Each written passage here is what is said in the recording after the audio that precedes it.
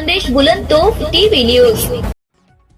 गोंडगाव येथील पीडित कुटुंबियांना न्याय देण्यासाठी आमदार रोहित पवारांची कुटुंबियांना भेट।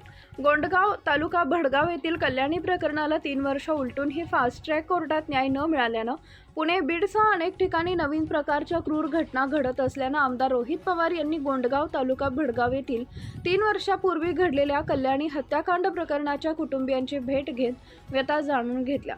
गोंडगाव येथील कुटुंबियांना त्या व्यथा आणि त्यांचा तोच आक्रोश, तीव्र भावना, आरोपीला फाशी झाली पाहिजे यासाठी संपूर्ण कुटुंब झगडत असून अद्यापही न्याय न मिळाल्यानं हे दुर्दैवी असल्याचं मत आमदार रोहित पवार यांनी भेटीदरम्यान व्यक्त केले। शक्ती कायद्याअंतर्गत आरोपीवर कारवाई पाहिजे होती।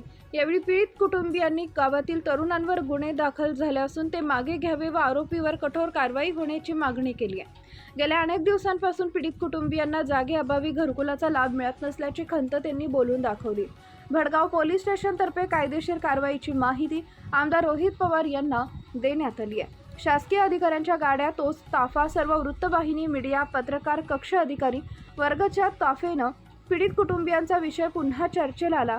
मात्र आता तरी त्या कुटुंबियांना न्याय मिळावी अशी अपेक्षा व्यक्त होतीये।